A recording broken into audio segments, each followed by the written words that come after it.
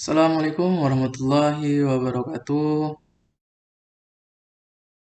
Eh, Kali ini saya akan mempresentasikan hasil dari pengumpulan materi saya mengenai JavaScript asinkronus, konsep dan juga perbedaannya dengan sinkronus pada mata kuliah pemrograman berbasis komponen.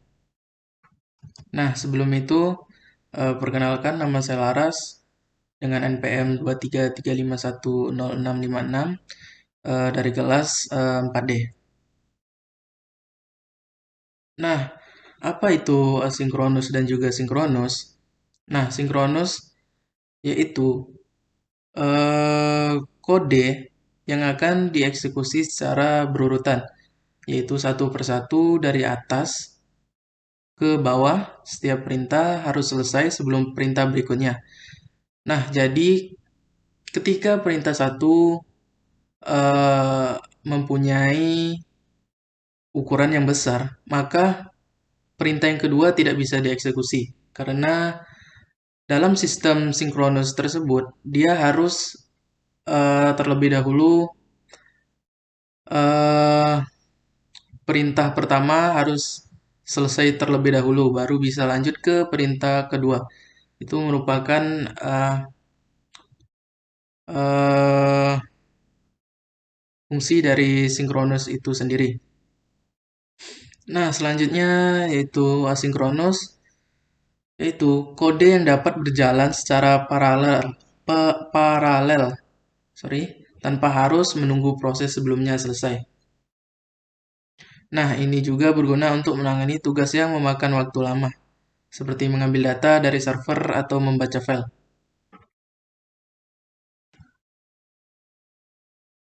Nah, kita selanjutnya kita masuk kepada perbedaan asinkronus dan juga sinkronus. Nah, eh, sinkronus itu sendiri, seperti yang saya jelaskan di slide sebelumnya, yaitu menampilkan data secara berurut dari perintah pertama, kedua, ketiga, dan keempat. Nah, di sini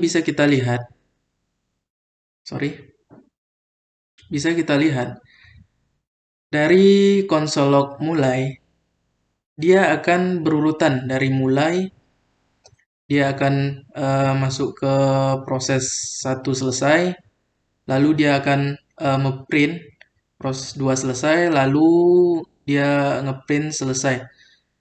Nah, beda halnya dengan asinkronus. Kita bisa lihat di sini pada contoh codingan sederhana, yaitu menggunakan set timeout untuk menjeda dari satu perintah yang akan dieksekusi. Nah, set timeout-nya di sini digunakan pada konsol log yang proses pertama, yaitu dijeda selama 2 detik. Lalu, output yang akan muncul, yaitu yang pertama adalah mulai, karena konsol log mulai tersebut tidak dilakukan set timeout. Lalu dia akan mengeksekusi proses 2 karena proses 2 atau konsol log 2 memiliki, bisa dibilang memiliki ukuran yang kecil daripada proses satu karena kita melakukan set timeout yaitu 2 detik.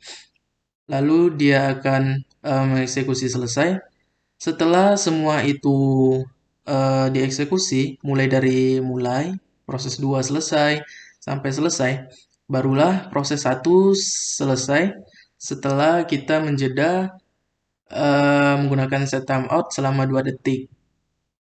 Karena itu merupakan fungsi dari sinkronus, yaitu dia akan mengeksekusi data yang kecil terlebih dahulu, baru mengeksekusi data yang lebih besar.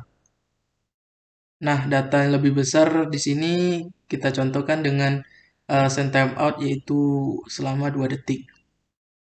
Oke, kita lanjut. Nah, untuk pokok pembahasan kali ini yaitu yang pertama ada callback, yang kedua ada promises, dan yang ketiga ada synchronous atau await. Next. Nah, di sini saya akan menjelaskan sedikit dari beberapa pokok pembahasan tersebut. Nantinya kita akan ke codingan jadinya. Nah, yang pertama yaitu ada callback. Nah, callback itu sendiri berfungsi yaitu fungsi yang akan dikirim sebagai argumen ke fungsi lain dan akan dieksekusi setelah fungsi tersebut selesai menjalankan tugas.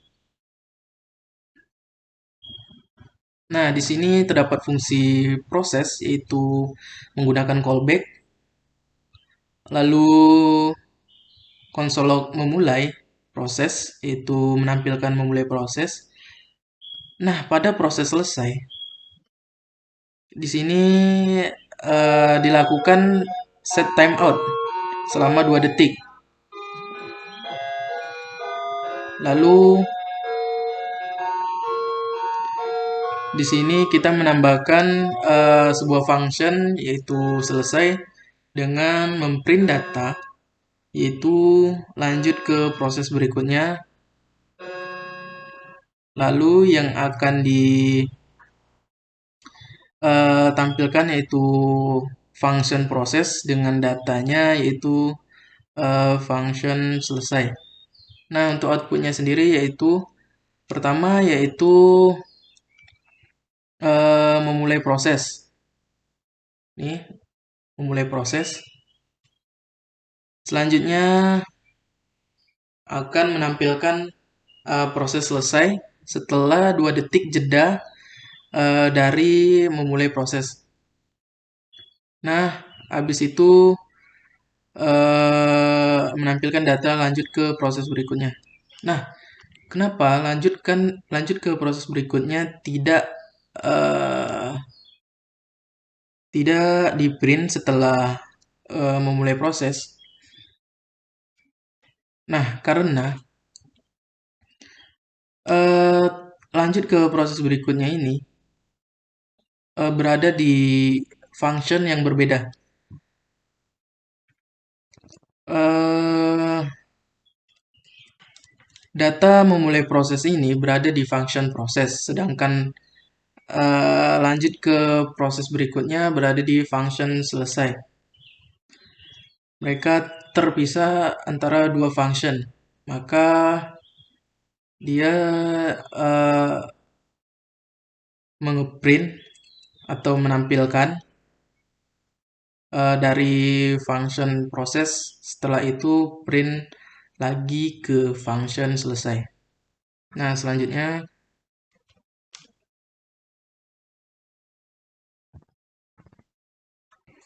ada promises, yaitu fitur dalam JavaScript yang digunakan untuk menangani operasi asinkronus dengan cara yang lebih mudah dibaca dan dikelola. Nah, promise juga memiliki 3 keadaan utama. Yang pertama yaitu pending, yaitu sedang diproses, belum selesai. Yang kedua yaitu full filled, yaitu data setelah berhasil diselesaikan. Dan yang ketiga yaitu ada rejected, yaitu gagal eksekusi atau terjadinya error.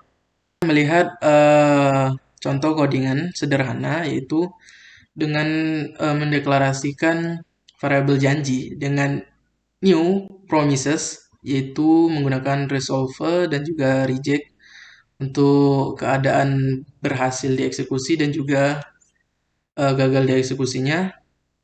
Dan kita mendeklarasikan sebuah variabel lagi yaitu sukses dengan kondisinya yaitu true.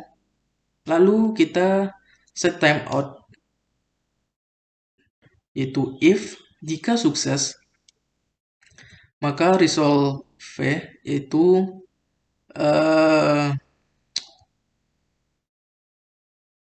kondisi sukses akan menampilkan data janji telah ditepati. Jika kondisinya else atau tidak terpenuhi, maka akan dilakukan reject, yaitu janji gagal. Nah, di sini untuk menjalankan promise-nya yaitu dengan cara uh, memanggil variabel janji, dan hasil sama dengan dia akan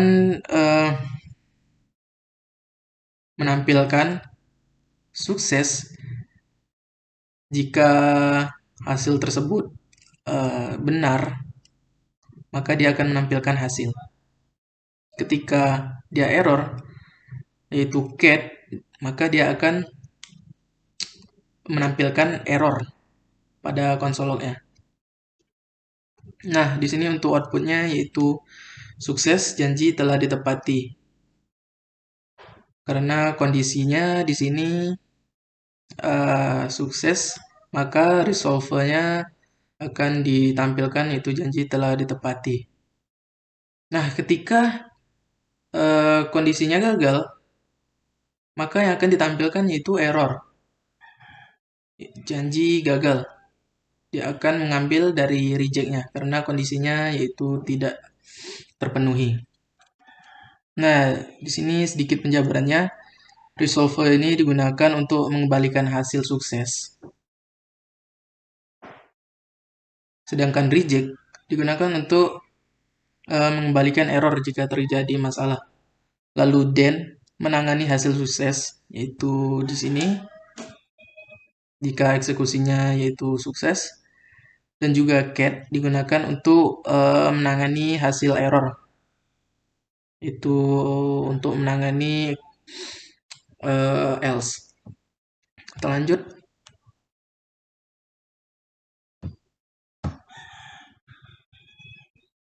Nah, selanjutnya yaitu asynchronous atau wait.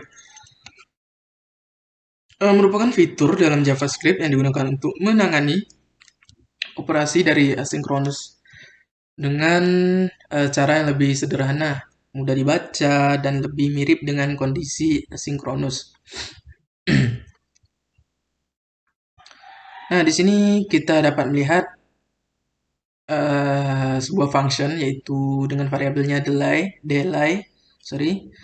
lalu mereturn new promise resolve dengan set timeout-nya yaitu resolve dan juga ms. Lalu asinnya atau asinkronusnya dari fiturnya mendeklarasikan functionnya yaitu variable process, lalu akan menampilkan console log mulai proses, lalu dia akan await atau menunggu eksekusi dari mulai prosesnya yaitu dengan delay 2 detik. Setelah 2 detik tersebut, maka dia akan mengeksekusi atau menampilkan proses selesai. Nah, untuk outputnya sendiri yaitu seperti di presentasi, yaitu dia akan memulai proses terlebih dahulu, lalu proses tersebut terhenti selama 2 detik atau await dengan delay 2 detik tersebut. Dia akan menunggu proses dari memulai proses tersebut. Setelah 2 detik, maka proses selesai akan ditampilkan. Nah, untuk lebih pahamnya kita langsung masuk ke codingannya.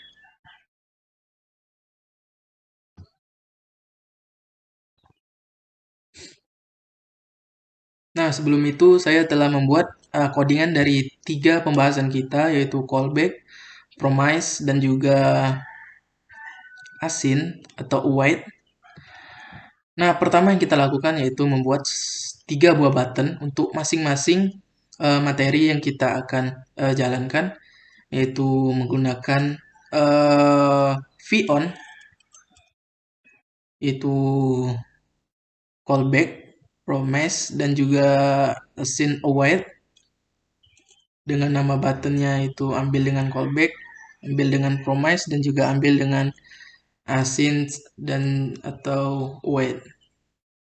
Nah, di sini juga menggunakan VIF, yaitu proses eh, kondisi, yaitu eh, menggunakan user.name dengan paragrafnya, yaitu kalimat yang akan ditampilkan yaitu nama, mengambil dari nilai user.name. Sama seperti sebelumnya, juga menggunakan if, yaitu user titik email, dan yang akan ditampilkan yaitu email sama dengan mengambil data user.email sini. Lalu untuk callback ya, menggunakan method itu membuat sebuah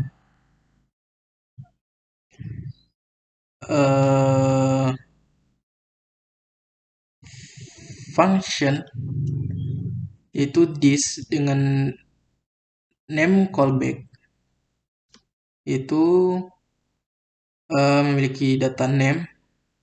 Nah, jika dia kondisinya if terpenuhi, maka dia akan ngeprint konsolnya yaitu error.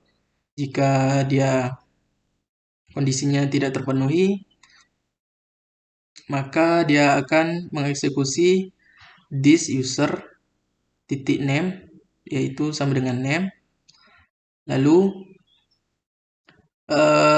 email callback this user email sama dengan email. Nah, lalu di sini untuk callback nama ya, saya menggunakan set timeout-nya yaitu selama 2 detik atau 2000 milisecond. Lalu untuk email callback-nya, saya menggunakan set timeout-nya yaitu 200 milisecond. Nah, untuk hasil output-nya kita lihat di website-nya.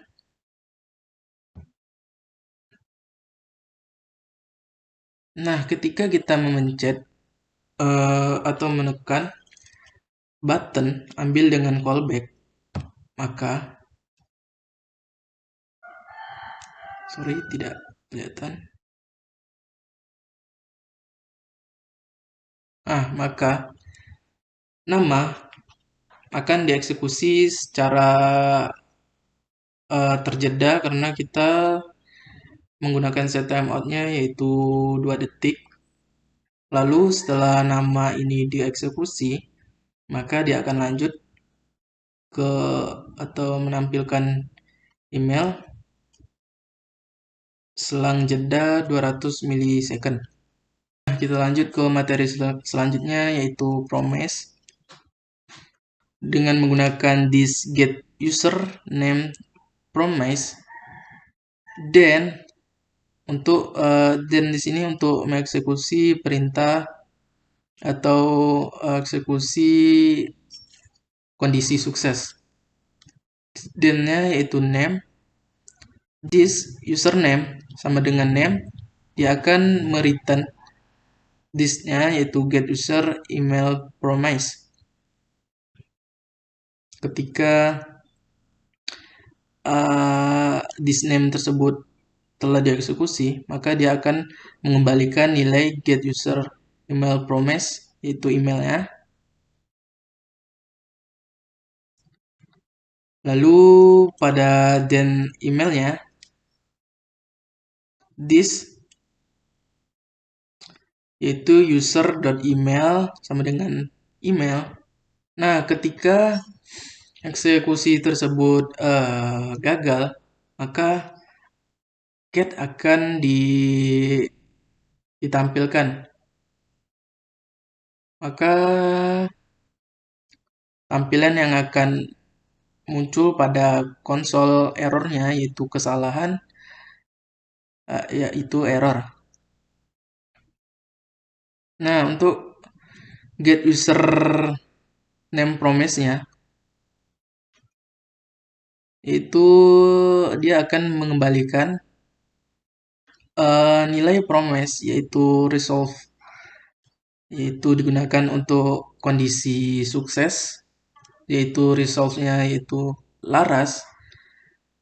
Saya menggunakan set timeout-nya yaitu 200 milisecond. Lalu get user email-nya akan mereturn promise-nya yaitu resolve lagi, mengeksekusi perintah sukses dengan set timeout-nya yaitu 2000 milisecond atau 2 detik. Kita lihat ke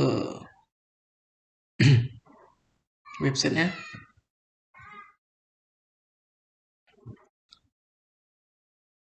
Nah, ketika nama akan dieksekusi, karena kita memberikan set timeout-nya yaitu 200 milisecond, maka nama eksekusi nama tersebut akan lebih cepat dibandingkan eksekusi data email. Karena data email kita set timeout-nya yaitu 2000 milisecond atau 2 detik. Nah, jika kita ingin melihat kondisi errornya, maka kita ganti supaya dia menjadi kondisi error. Nah, kita klik promise-nya. Nah, dia tidak akan muncul. Kita lihat di speknya. Lalu kita ke konsol. Nah, kita ke konsol. Nah, jika ada salah satu uh, eksekusi den tersebut mempunyai data yang error, maka program akan mengeksekusi fungsi dari get-nya, yaitu untuk menampilkan error. Nah, di sini yaitu dia menampilkan kesalahan, yaitu error email is not defined.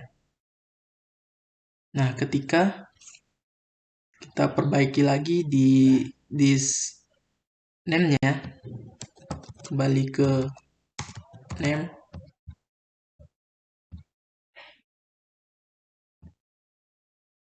Nah, dia kembali seperti awal, akan mengeksekusi perintah then.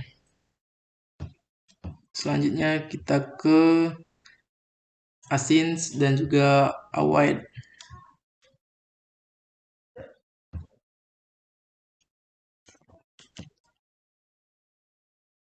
Nah, async dan juga await ini bergantung kepada nilai pada promise.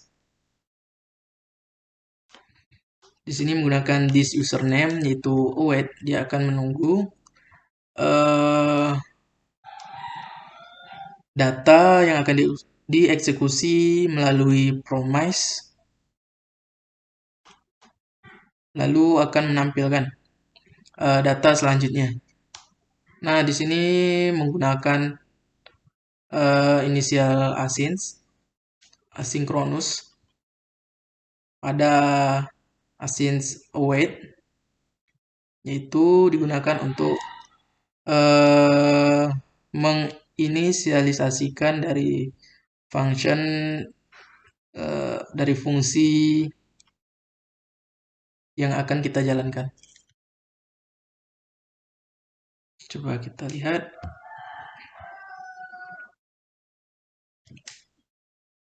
Nah, jika kita mengklik wait, nah dia akan mengeksekusi data yang ada pada promise. Nah, ini yaitu set timeout-nya 200 dan emailnya set timeout-nya 2000 milisecond atau 2 detik.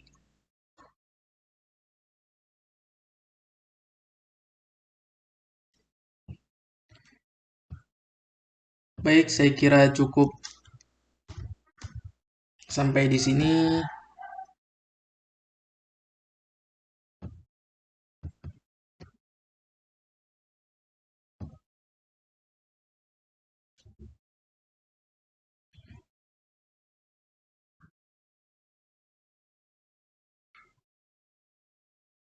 Baik, saya kira cukup sampai di sini dari penjelasan mengenai materi sinkronus dan sinkronus.